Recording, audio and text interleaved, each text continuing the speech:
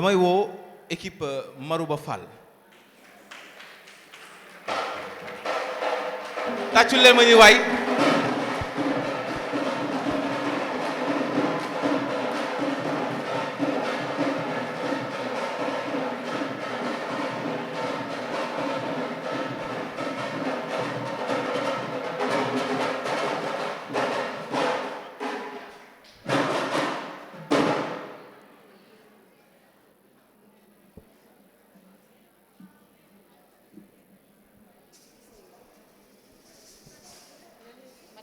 Iqra jàng am xam-xam moo jiitu lépp ndaw bu toll ci jàng wut xam-xam mooy li ko war ba tax na ñaari mbir war na tax ndaw bu nekk góorgóorlu ci wut xam-xam bi ci njëkk jàng pour xam sa bopp xam pour xam li nga mën ak li nga mënul waaye itam nga xam pour xam sa àdduna li la wër ndax nga mën a xam fan ngay teg sa tànk ak fan mooy sa place ba tax na ñun ci wàllu mënal ñett moo jiitu ci sunu dispositif xam-xam jàng xam ak mën merci beaucoup.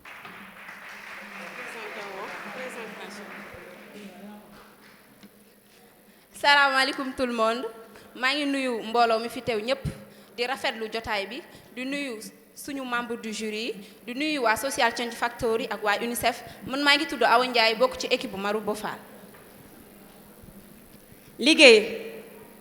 liggéey jaamu yàlla la liggéey ngir tabax sa bopp tabax sa réew liggéey féex tey féexe sa xol liggéey ngir mucc ci jafe-jafe àdduna ak lépp lu la mën a ngor njëriñu liggéey kenn mënu ko xayma sàkku ngërëmal suñu borom liggéey jëmale ko ci jaamu yàlla yi asalaamaaleykum mbooloo mi maa ngi tudd Xari Thiandoum bokk équipe Marouba Fall jërë ngeen jëf. nga nekk sa ginnaaw ordinateur nga nekk ci tool ya mbaa sax ngay fay dem géej wala sax nga nekk ci jaww ji lu nit mën a def bari na lool lu nit mën a liggéey bari na lool ci réew mi ci koo xam ni bëgg na kon lu waay def sa bopp lu ci mën a am yaa ci njëkk a jariñu c'est Aïssata Ndiaye maa ngi nekk ci groupe Marouba Fall maa ngi leen di nuyu merci. njariñ gëm naa ni ndaw da nga war a amal njariñ sa bopp amal njariñ sa askan sama am-am sama xam-xam ak sama mën-mën dinaa ci tabax sama dëkk fii léegi jant baa ngi fenk sama kaw ndax ma mën a jariñ sama askan Cheikh Oumar Diallo équipe de Marouba Fall merci. Bonsoir. Vous venez d'entendre 4 piliers essentiels pour le projet Mënal. Jàng, liggéey, jariñu, jariñ. Voilà la maison Mënal. Tout à l'heure, en écoutant le directeur Sobel, il a dit, quand nous avions fini de faire nos études et d'aller en entreprise, nous avions les connaissances académiques, mais nous ne pouvions pas faire. Je le cite. Mënal vient justement comprendre qu'au Sénégal, particulièrement, en Afrique et à travers le monde, la problématique de l'emploi, de l'adéquation entre formation et emploi est une lancinante question sur laquelle beaucoup d'acteurs ont travaillé. Aujourd'hui, plusieurs initiatives sont prises. Vous avez par exemple l'ANPEJ, le guichet unique de l'ANPEJ, le guichet unique de l'ADER, le guichet unique du consortium Jeunesse Sénégal, le guichet unique de Pôle emploi, et j'en passe. Le problème fondamentalement que nous avons décelé modestement, c'est qu'il manque de synergie entre ces différentes solutions. Mënal vient apporter une adéquation, en tout cas créer, enlever ce cloisonnement, décloisonner toutes ces solutions et créer une synergie pour mettre en place un ensemble cohérent mais dynamique. Cet ensemble cohérent, nous voulons l'apporter en deux choses. D'abord, une plateforme numérique. Ce que nous voulons faire, c'est agréger l'ensemble des acteurs, que ce soit formateurs, accompagnateurs, structures de financement, entreprises, au sein d'une seule et unique plateforme qui sera un vrai guichet unique. Ce que nous voulons faire, c'est de créer le premier réseau social africain, voire mondial, exclusivement dédié à l'emploi et à la formation des jeunes. Ce que nous voulons faire, c'est de créer une plateforme qui va permettre à toutes les collectivités locales, ici on a le maire Khadija Mahécor, mais hier on était appelé par le maire de Diokoul, partout à travers le pays, d'amener la formation et l'emploi jusqu'à la plus petite collectivité locale du Sénégal. C'est véritablement de démocratiser l'offre de formation et d'emploi au Sénégal, de fixer les jeunes dans les localités, de leur offrir du travail et de l'emploi partout où ils sont. Monel, c'est justement cette solution-là qui va apporter ça. Bien sûr que Monenko, mais Monenko, on ne pourra pas faire tout ça seul. C'est pourquoi on a mobilisé un ensemble d'acteurs. J'ai envie que la régie me mette une vidéo où vous allez voir le directeur de CFPMI qui est là, qu'on remercie au passage, qui va expliquer comment on va travailler avec lui dans le cadre de la formation.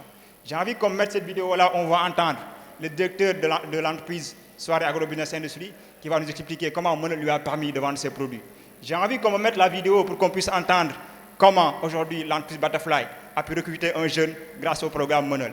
J'ai envie qu'on me mette la vidéo pour qu'on entende tous ces partenaires-là qui sont mobilisés dans le cadre du projet Monel, pour que vous compreniez qu'aujourd'hui, la formation et l'emploi des jeunes n'est plus un sujet sur lequel on n'a pas de solution, mais véritablement, Monel va permettre de faire, comme il le disait le directeur Sobel. Apprendre c'est bon, pouvoir faire c'est encore mieux. Voilà Monel ce que c'est, en espérant que la plateforme vous permettra de mieux comprendre le dispositif numérique et physique qu'on a mis en place avec les cultures locales ici présentes. Merci beaucoup.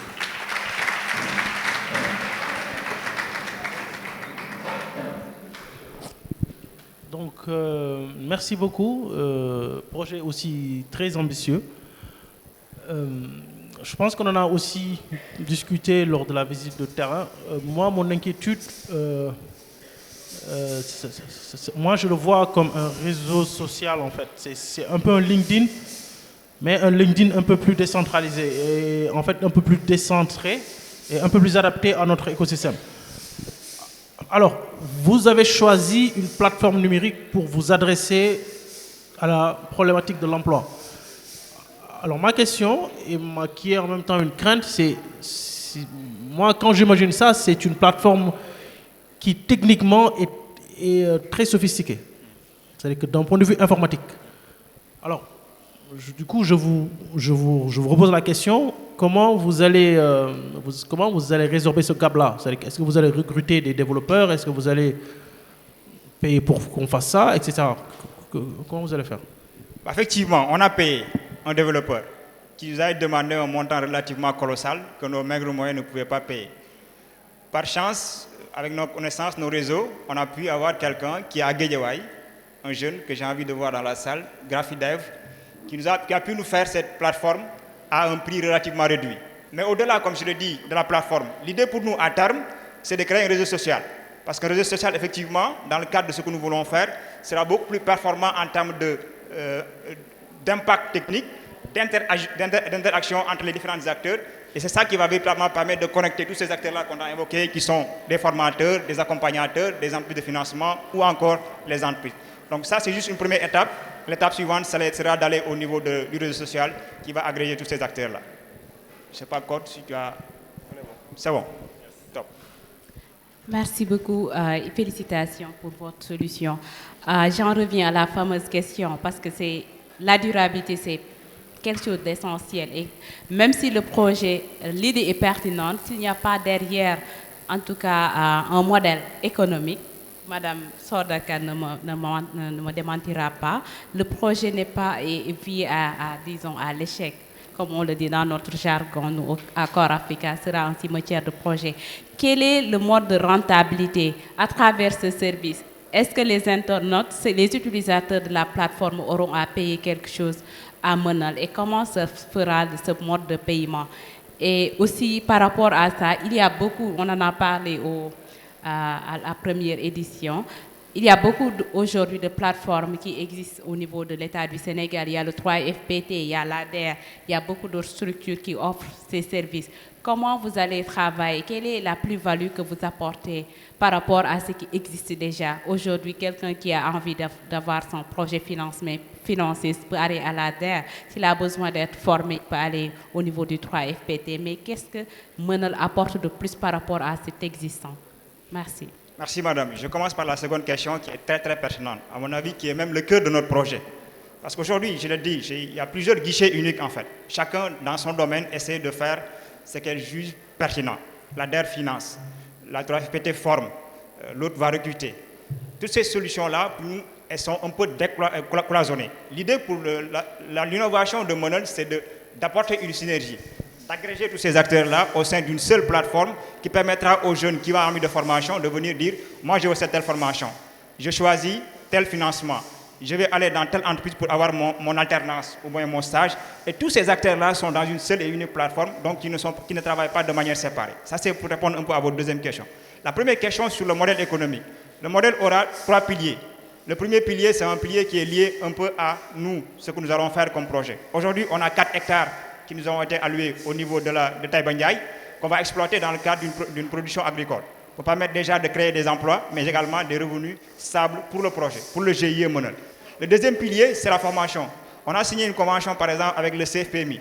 Dans cette convention-là, vous avez 20% des coûts de la formation qui vont revenir à Monel en tant que comme ristourne. Le troisième pilier, c'est ce que les jeunes vont payer eux-mêmes. Un jeune qui va avoir besoin de formation aura forcément, même si c'est 10% du coût de formation qu'il a à payer. Ce coût-là, en tout cas ces revenus-là, il y a une partie qui va aller vers le projet pour permettre à d'autres jeunes qui vont venir après de pouvoir bénéficier de notre solution. Donc ces 3 piliers-là sont les piliers sur lesquels le modèle économique va reposer en partie. En plus de la franchise qui seront créées dans toutes les localités où le projet sera implanté, il y aura des franchises pour permettre aux jeunes qui sont là-bas de pouvoir travailler dans le projet sans pour autant venir à Dakar pour chercher du travail. En fait, mon intervention va être plus sur une invite à porter un regard analytique sur les dispositifs existants. Et c'est pour rebondir sur le même sens que la collègue qui parlait des dispositifs de l'État qui existent et des initiatives semblables à la vôtre. Donc, vous gagnerez à analyser encore ces dispositifs parce qu'il y a de la matière, il y a déjà des projets similaires qui sont lancés. Il y a des structures privées également avec qui vous pourriez travailler, comme le cabinet Deloitte, qui travaille également sur un mapping de l'écosystème avec tous les acteurs rassemblés dans une même plateforme.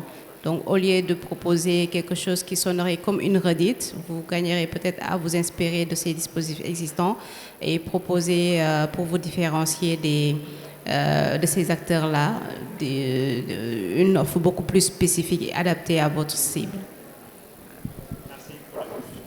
Ok, donc merci beaucoup.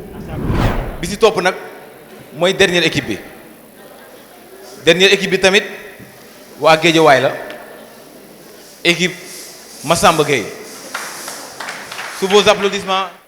dëgg la jafe-jafe yi bari nañu waaye loolu ñoo ci war a taxaw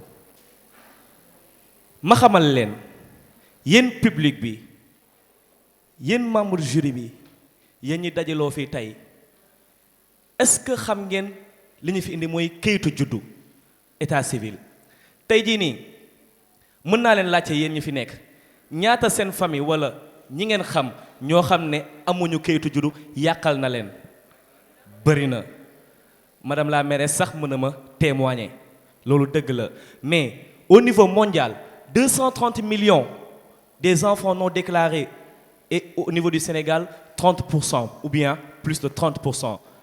dinaa bàyyi nag ki nga xam ni mooy sama naataango mu gën ci xuus. waaw xam nañ ne nii ci Guédiawaye ay xale yu bari am nañ problème kayitu juddu lu ko waral moo nekk ne am na yenn parents yoo xamante moo nekk négligence lenn moo nekk ne nii seen kayitu juddu bu ñu koy dem di récupérer xamuñu fan lañ ko war a récupérer maanaam bu ñu demee bay jur seen di doom bu ñu leen laajte seen carte d'identité ñu ne ñu amuñu carte d'identité te loolu tam day nekk beneen problème boo xamante ne day lor xale bi merci beaucoup. Pour venir en appoint ci lu Yugo doon wax ñu ngi soog a am maa ngi jot benn information sànq avant ñu dugg ci salle bi comme si que ni l'Équateur bi nga xam ne moo bokkoon ak poule Sénégal ci mondial bi pourrait être disqualifié vu que ni dafa am benn joueur bu tudd Biron ba nga xam ni dafa fraude ci acte de naissance am ci dañuy disqualifier équipe boobu pour vu l'importance ak li nga xam ne pour wane ni que c'est universel c'est même plus que universel même que ça impacte tout le monde. Et sur ce kon que c'est universel kon ku ci nekk da ngay indi jumtuwaay bi nga xam ne wala solution yi nga xam ne moom nga koy aaree en quelque sorte ba tax na ñun ñi kat di équipe bi di docteur Massamba Gueye di mettre en place benn plateforme de sensibilisation nga xam dañ koy tuddee juddu bindu. Pourquoi juddu bindu parce que dañuy jàpp ni nit ki même ngay dox te amuloo extrait de naissance juddooguloo parce que tu n'es pas encore reconnu moo tax que juddu bindu bi dañ koy mettre en place juste que pour permettre aux gens di leen sensibiliser au moins di leen permettre ñu mën a jot seen extrait de naissance ci que ça soit avec les parties prenantes Absa dina ci gën a ñëw et tout cela et Gorée va vous expliquer à la fin comment ça marche merci.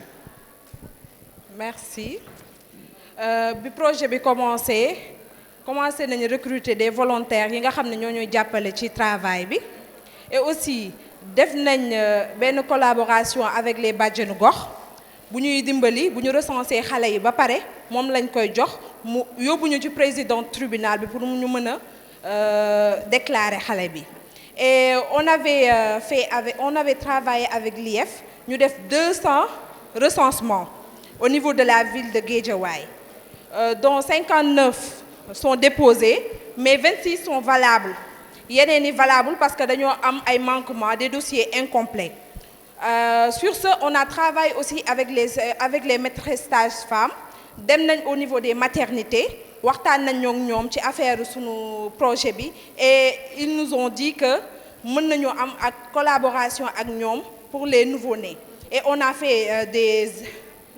des recensements am nañ tamit le nombre d'enfants les nombres d'enfants qui naissent au niveau de Roi Baudouin am nañ chiffres yi damay bàyyi Gorée mu expliquer davantage. Merci Absa.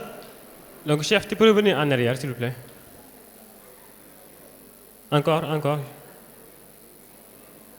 Encore s'il te plaît. Pestel. Donc comme l'équipe l'a si bien dit aujourd'hui, donc ñun équipe docteur Massamba Gueye suñu solution mooy lan mettre en place benn plateforme bi nga xamante ne nañ permettre xale bu juddu am kayit parce que wax nañ ko 230 millions ci chiffre yi nga xamante ne UNICEF moo ñu ko jox xale yi amuñu kayit on les appelle les enfants fantômes Guédiawaye nag dasee raw léegi ñu ne ñun suñu solution mooy lan mettre en place une plateforme bi nga xamante ne dina permettre xale bu juddu rek ñu déclarer ko donc ñu commencé liggéey bi depuis ñu mettre en place ce projet ñu commencé mettre en place cette plateforme mën nga ñëw ci pestel bi s'il vous plaît. Au début arrière encore avance s'il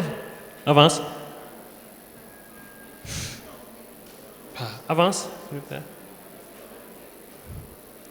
Avance. Donc voilà donc aujourd'hui bu ñu commencé mettre en place le projet dañuy commencé def benn analyse pestel mooy politique environnement bi économiquement social ak ñuy wax technologie écologie ak légal bu ñu defee suñu analyse bi dañu xool ni que notre projet c'est pertinent parce que ça répond directement à la politique de l'État ça répond directement ak suñu économie dëkk parce que ku amul kayit aujourd'hui am na service yu bëri yu am te doo ko mën def donc lu bëri mën na nekk frein gis nañu am na lu légal parce que aujourd'hui il y a l'État du Sénégal ñi ngi mettre en place des projets de numérisation comme mooy service yi ngeen gis aujourd'hui service Sénégal donc pour répondre que notre projet est en phase aujourd'hui avec l'agenda de l'État du Sénégal et l'agenda mondial bu ñu defee suñu pestel ñu def analyse SWOT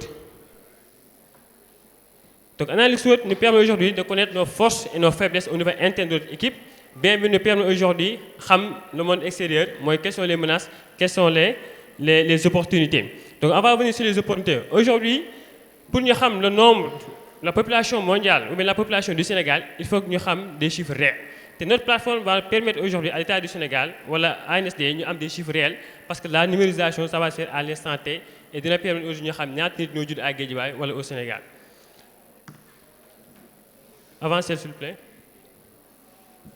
Donc dans ce sens-là comme c'est un projet d'entrepreneuriat social il faut que ñu am benn modèle économique moo tax ñu utiliser aujourd'hui ce canevas-là qui se nomme business model canvas. business model canvas bi ñu mettre en place ñoo ñëw suñu client aujourd'hui nga xamante ne mën nañu jaay suñu service. mooy ce qu'on appelle les hôpitaux publics privés parce que jot nañu commencé déjà à travailler ak hôpital Roi Baudouin ñan lañ koy jaay collectivité locale déjà y a maire Golf Sud bu nekk fii nii je pense que sûrement le projet va lui intéresser ak les collectivités locales ak ONG parce que gis nañu aujourd'hui UNICEF fait un travail exceptionnel aujourd'hui pour les enfants fantômes lan la ñuy apporter comme innovation mooy enregistrement en ligne parce que au Sénégal gisuñu kat ñuy enregistrer xale yi en ligne donc ñu suñu plateforme dina permettre aujourd'hui maternité bi ñu enregistrer automatiquement l'enfant bu juddoo dina permettre aujourd'hui ñu archiver aujourd'hui les extraits de naissance beneen bi ñu numériser les certificats d'accouchement parce que enquête bi ñu def ci besoin mooy xale yu judd yu bëri seen yaay dañuy perdre seen certificat d'accouchement et on parle sous le contrôle bàjjenu gox la présidente de bàjjenu gox de Guédiawaye gis nañ ci ay cas yu bëri. ñu ne fan la ñuy jaay suñu produit aujourd'hui s'il vous plaît BMC bi fan lañ koy jaay ñu ne sur internet wala vente directe nañ dem gis maire Golf Sud jaay ko le produit parce que ça va les intéresser au niveau de Golf mu nekk jaay sur internet ak les réseaux sociaux. L'une activité dañuy def mooy maintenance parce que la plateforme il faut que mu am maintenance bi nga xamante ne ñun notre équipe dañ koy jël en charge ak des formations utilisateurs parce que aujourd'hui gis nañ ni taux des personnes nga xamante ne mën nañu utiliser tout ce qu'on appelle le numérique bëriwul ñu dañ leen accompagner pour la formation ak messagerie instantanée parce que aujourd'hui quand on a un enfant ñun dañuy def des messages d'alerte aux parents pour ñu déclarer seen enfants mooy message instantané bi ak campagne d'enrôlement qu'on a déjà commencé à Guédiawaye au niveau de l'école Ndiarème pour recenser ces enfants yoo xam te ñi ngi jàng te amuñu kayit te loolu mën na gàllankoor seen ëllëg ñu ne ñooñu suñu partenaire aujourd'hui la commission de protection des données personnelles parce que depuis ñu mettre en place projet bi gis nañ qu'il y a des menaces par rapport aux données personnelles ñoom ñu nekk suñu partenaire clé ñu ngi discuter ak ñoom pour la mise en place de la plateforme hôpitaux yi mairies yi communautés écoles UNICEF ak beaucoup de structures ñu ne yàlla ñu soxla aujourd'hui on a besoin des matériels pour mettre en place ce projet parce que on a besoin des ordinateurs ak connexion yu baax pour mën a liggéey on a savoir-faire mais comment vendre le projet des marketeurs des communicants mais aujourd'hui benn compétence boo xamante ne c'est pour le numérique ay développeurs yan source de revenu aujourd'hui déclaration en ligne bi ñuy def dañ koy jaay bu ñu la jaayee la plateforme déclaration boo def ñun am nañ ci benn revenu stockage bi am nañ ci revenu ak messagerie instantanée bi ñu def mën nañ ko jaay voilà étude des coûts nag mooy matériels yi ñu soxla salaires yi loyer pour notre entreprise ak coûts variables yi mooy ci communication parce que communication n'a pas de prix ak les sous-traitants parce que aujourd'hui on va travailler avec des structures yoo xamante ne ñu ngi ci mode digital donc voilà avant s'il vous plaît. Donc le temps imparti est un peu court donc voilà on voulait vraiment présenter la plateforme mais on peut laisser les slides défiler. Merci. Bon, si vous avez un truc à rajouter, allez-y, c'est bon? Ok. Bon, on va se rattraper sur les questions. Alors, merci beaucoup. C'est un sujet social très important.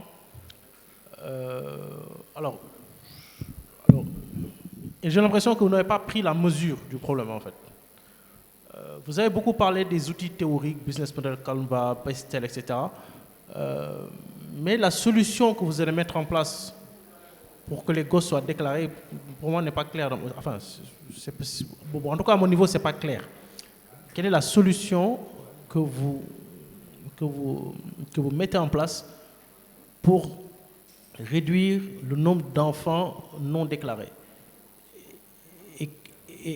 Et quelle sera la mesure? C'est-à-dire que quelle sera la mesure? C'est-à-dire qu'avec votre solution, on passera de quel taux de non-déclaration à quel taux de non-déclaration? Je vais juste rebondir pour vous permettre de répondre en même temps. Je suis très en phase avec ce que Youssou a dit. Exactement au niveau de la communauté.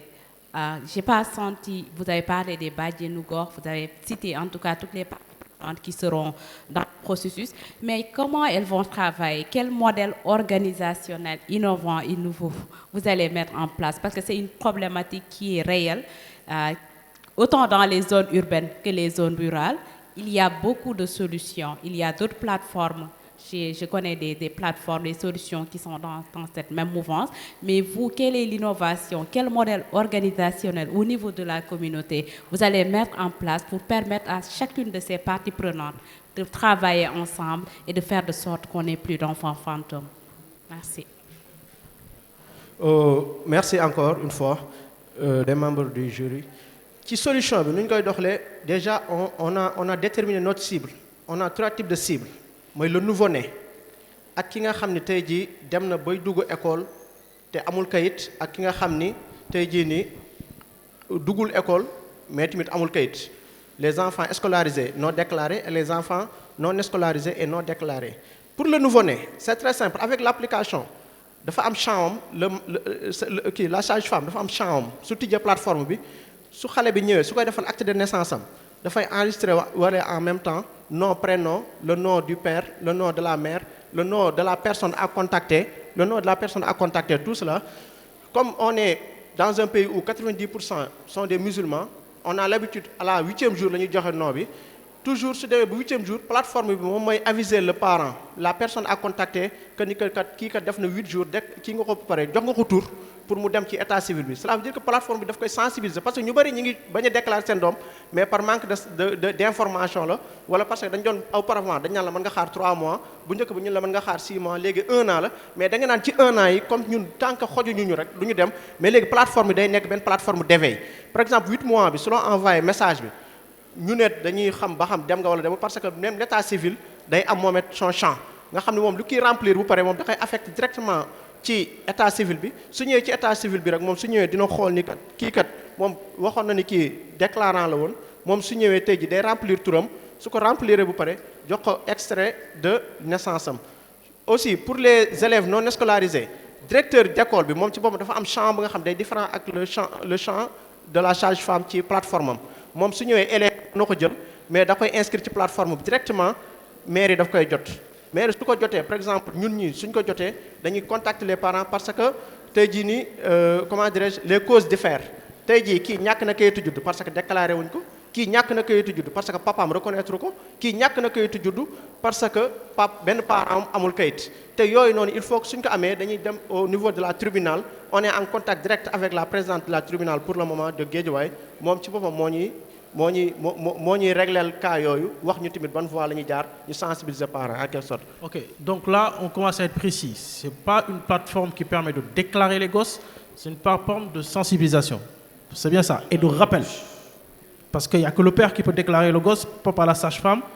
Et deuxièmement, il n'y a qu'un officier d'état civil qui peut déclarer quelqu'un. Ou bien, c'est pas vrai? Un peu. Comment? Un peu, j'ai dit. Comment? Un peu, je peux répondre. Oui. Voilà, donc juste pour la plateforme, il y a un champ pour la déclaration automatique qu'on va mettre en place sur les maternités. C'est ça l'interface aujourd'hui de la sage-femme pour inscrire le bébé dès sa naissance. Avance s'il vous plaît, le slide 2. C'est ça l'interface de l'officier. En fait, je vais revenir. Non, s'il te plaît.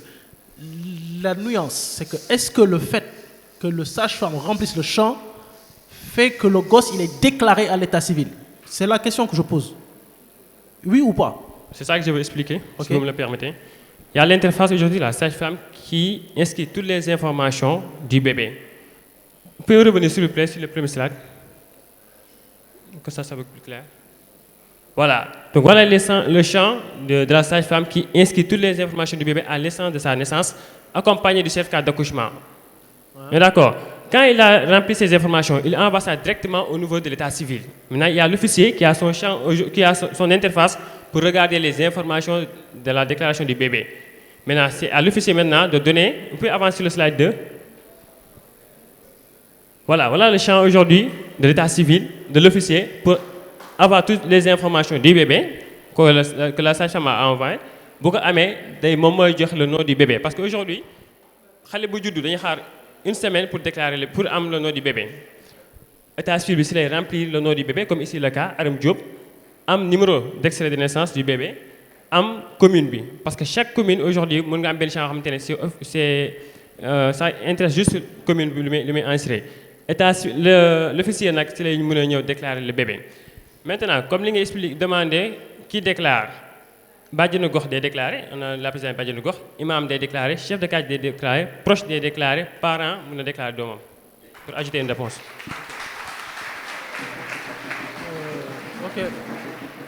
Ok. Bon, en tout cas, c'est un projet très intéressant.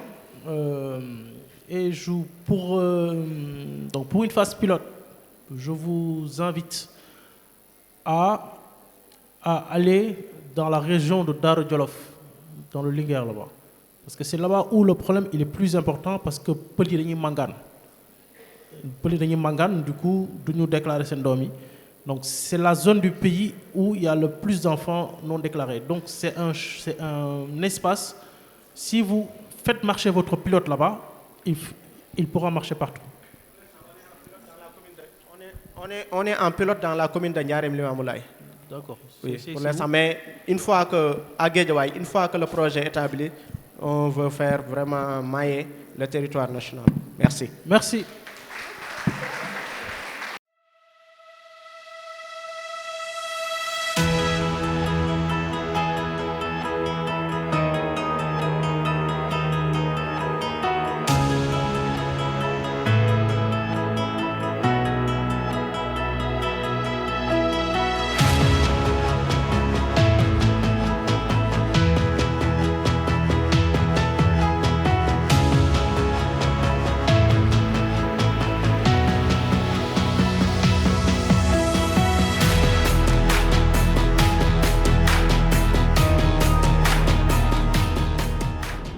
léegi gars yi dañuy wax naan derrière chaque grand homme il y a une grande dame waaye derrière chaque grand projet tamit il y a une grande dame damay woo la dame de fer dama bëgg ngeen tàccul ma ko yéen ñëpp sunu directrice Aram Gueye tàccu leen waay.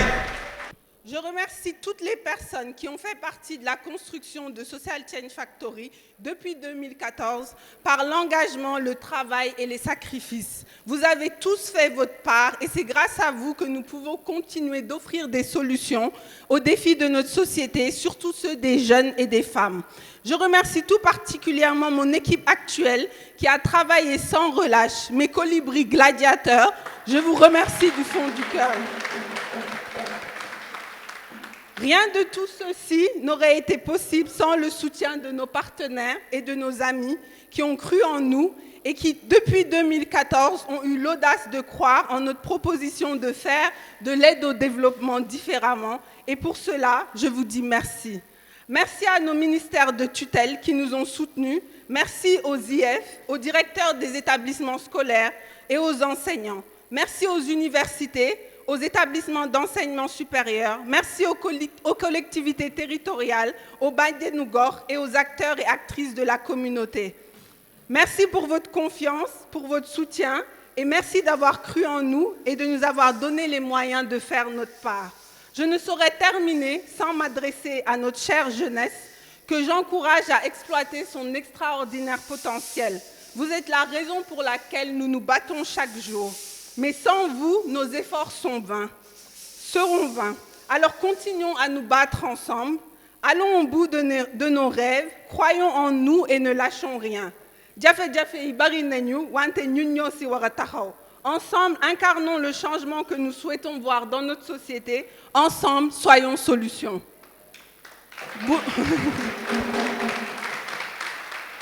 bu loolu weesoo nag wolof ñaay nee ne fecc liir bu neexee nay jaatee sa maggaya et j'ai tendance à dire que UNICEF est notre maman.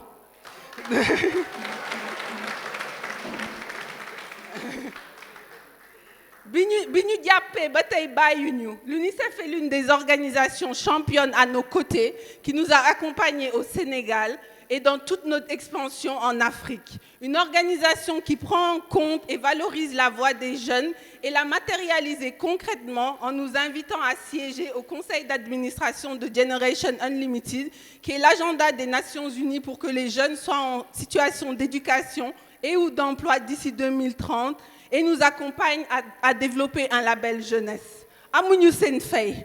Donc j'appelle Sobel pour m'accompagner à donner un cadeau à Sylvia. Et j'appelle également Sylvia Dalaïnov, représentante de l'UNICEF au Sénégal, pour lui remettre ce cadeau symbolique, signe de notre profonde gratitude à elle et toute son équipe et par extension à la direction régionale et tous les bureaux avec qui nous collaborons. Merci du fond du cœur.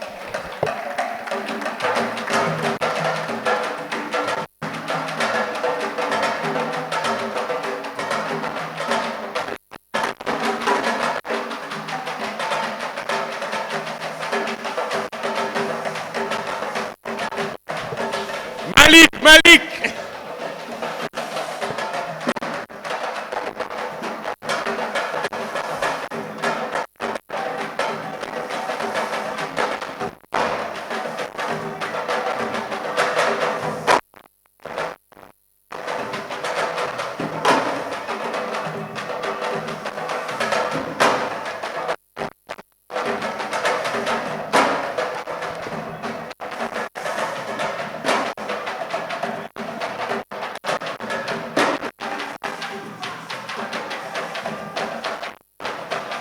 Merci beaucoup, Aram. C'est un honneur pour moi au nom de toute l'équipe d'UNICEF et vous voyez que nous sommes venus nombreuses et nombreux de recevoir cet honneur. Voilà. Donc, mon nom est Sylvia Danailov, je suis la représentante de l'UNICEF ici au Sénégal. Donc, je voudrais d'abord saluer tous les participants et les jeunes et vraiment vous remercier de ce qu'on vient de vivre, qui était très inspirant. Mesdames et messieurs les représentants des inspections d'éducation et de formation des 6 régions, Madame le maire de Golfe Sud, cher Sobal, cher Aram, chère équipe de Social Change Factory, chers partenaires qui est ici. Vraiment, comme je disais, c'est un honneur pour l'UNICEF d'accompagner tous ces efforts. Et vraiment, je pense que le jury, cher jury, a vraiment une grande tâche maintenant. J'ai hâte de savoir les résultats de ce processus.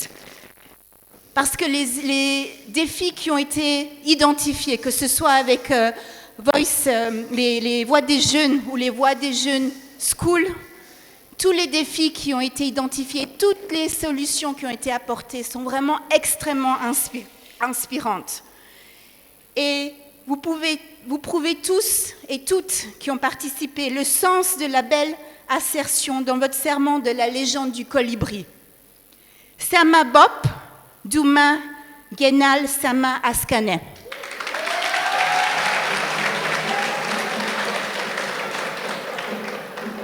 Ma personne importe moins que la communauté tout entière. Et j'ai vraiment été inspirée. Vraiment, tous les jeunes de Voice, de Voix de Jeunes, School, toutes ces solutions les défis et les solutions étaient extrêmement touchantes. Et vraiment, je vous félicite que vous venez de Saint-Louis, de Tambacounda, de Kolda, de Sétiou, de Fatick. Vraiment, je voudrais vous dire que pour l'UNICEF et les partenaires qui travaillent sur toutes ces questions auprès de tous les partenaires, nous avons envie de vous accompagner. Et vous avez vraiment commencé le chemin. Et vraiment, toutes les 5 équipes que je viens d'entendre ici, je suis vraiment époustouflée. Tous les défis qui ont été identifiés sont vraiment des défis très importants. Que ce soit les défis qui touchent les enfants, comme l'enregistrement des naissances qu'on vient d'écouter, les défis qui touchent la jeunesse. On a beau investir dans l'éducation, et quelle éducation on investit? Comment on va aller vers les voies de formation, les opportunités qui existent? Il y a aussi les enfants et les communautés vont vraiment bénéficier de certaines de ces solutions, que ce soit la transformation des eaux usées, j'ai énormément appris, et toutes les questions d'énergie qui sont extrêmement importantes pour le Sénégal et la région. La transformation de la plante Tifa en charbon, c'est incroyable.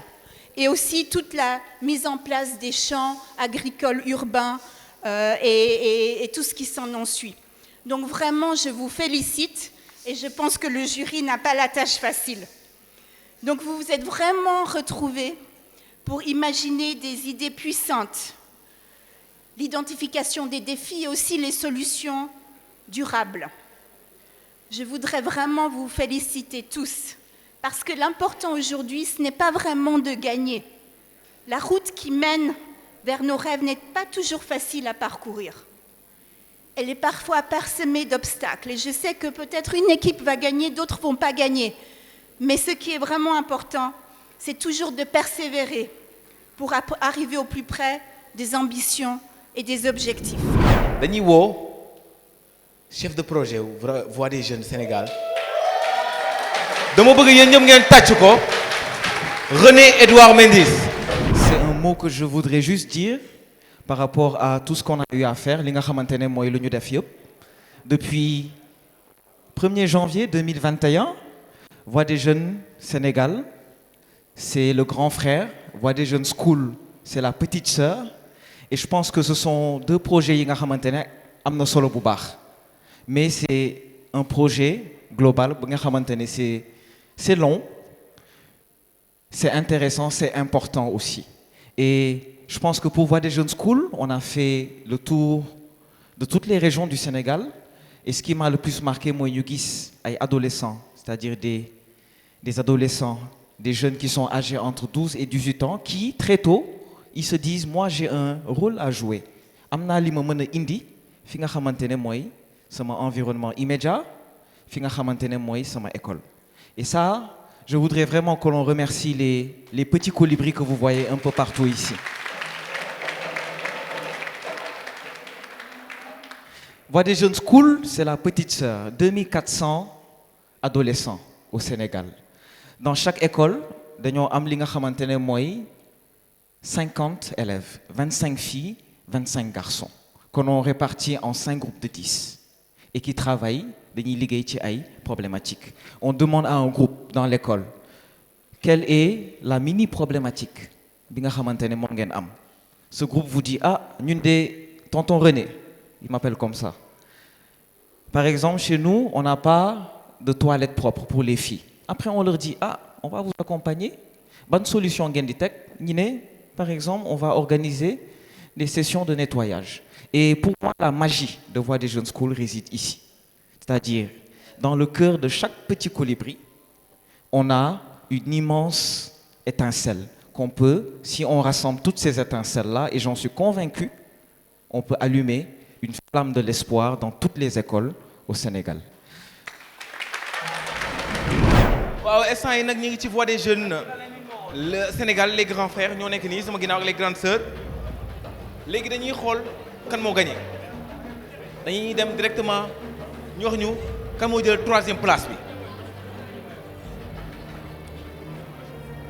L'équipe qui a remporté la 3e place, avec nos félicitations, est l'équipe Massamba Gueye. Équipe Massamba Gueye 3e place tàccu leen loolu waay tàccu leen loolu tàccu leen tàccu seerul bu leen nay tàccu leen waa kay tàccu leen jóge nañ waaw kay jóge nañ ci 3e place bi nag dañuy enchaîner waat directement dem ci ñaareel bi kan moo jël 2e. Amadou Hott. Amadou Hott 2e place tàccu leen waay sama gars yi yéen la maa ngi naroon def kii de waaw Amadou Hott 2e place félicitations félicitations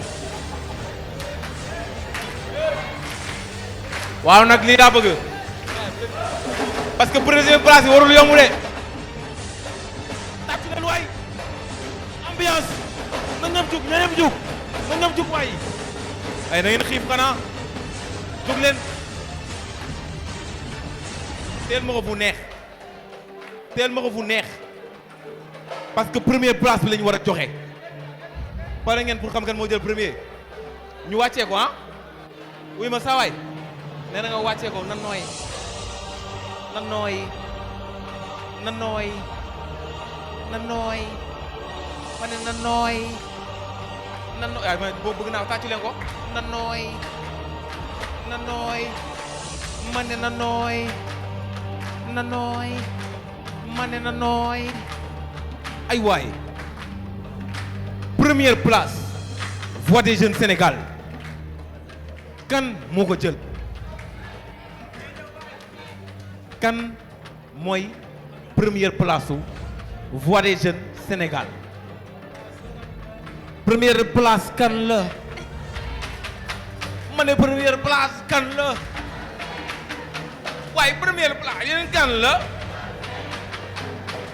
loolu wóor na leen loolu wóor na leen loolu wóor na leen 1e place kan la 1e place, John Seck. John Seck 1e place Voix des Jeunes Sénégal waaye tàccu la ma loolu waaye moytu leen digg bi day bokk de